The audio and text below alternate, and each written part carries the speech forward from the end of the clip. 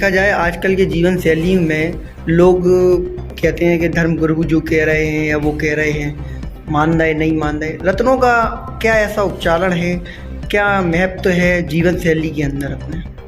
देखिए, हमारा जो जीवन शैली है उसके अनुसार या फिर आज की जो हमारी व्यस्तता भरी लाइफ है, जैसे हम अगर आज के सांसारिक व्यक्तियों को अगर बताएं कि आप 3 घंटे पूजन करें या 6 घंटे भगवान की लगातार एक जगह बैठ करके पूजन करें, तो आज का व्यक्ति बहुत व्यस्त है, वो एक जगह बैठ करके पूजन नहीं कर सकता है। तो ये जो रत्नों की व्यवस्था है, आजकल की व्यस्तता को देखते हुए रत्नों की व्यवस्था बनाई गई है, जो कि पूर्वजों से चली आ रही है। जैसे जब भगवान का समुद्र मंथन हुआ था उस समय पे ये रत्न निकले हुए थे।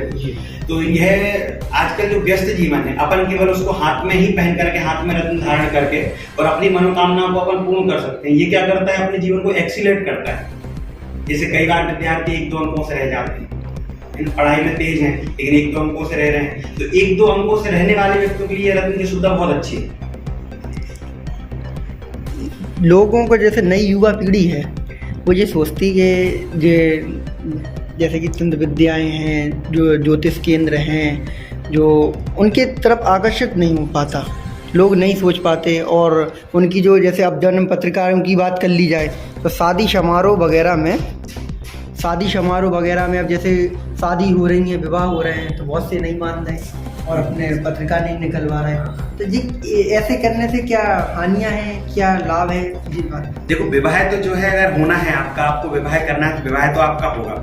आपने देखा हो कई लोग मतलब लव मैरिज करते हैं, चांसेस वगैरह जिनके होते हैं वो लेकर के भाग जाते हैं जी। लेकिन आपने ये भी देखा होगा कि 95% जो लव मैरिज है वह हमेशा विफल होती है, आगे चल करके लड़ाई झगड़े होते हैं। और वो 5% इसलिए सक्सेस होती हैं कि कभी कभी ऐसा भी हो जाता है कि जिनकी लव मैरिज हुई हो, भले ही गुण नहीं मिलाए गए हो लेकिन उनके गुण मिल रहे होते हैं, इस चक्कर में वो ठीक हो जाते हैं। लेकिन 100% तो ये होता है गुण मिला करके, यही अपन को, ये आज का शास्त्र नहीं है, ये प्राचीन है।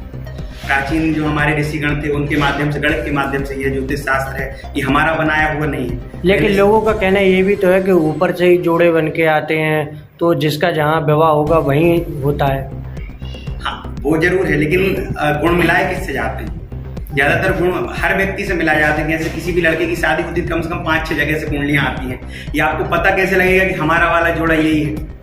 आप गुण मिलाएंगे, गुण मिला करके देखेंगे कि हाँ भाई ये इसके साथ हमारी मैचिंग हो रही है, जब तो आपको पता लगेगा कि हमारा वाला जोड़ा यही है जी। तो ये इसलिए भी होता है।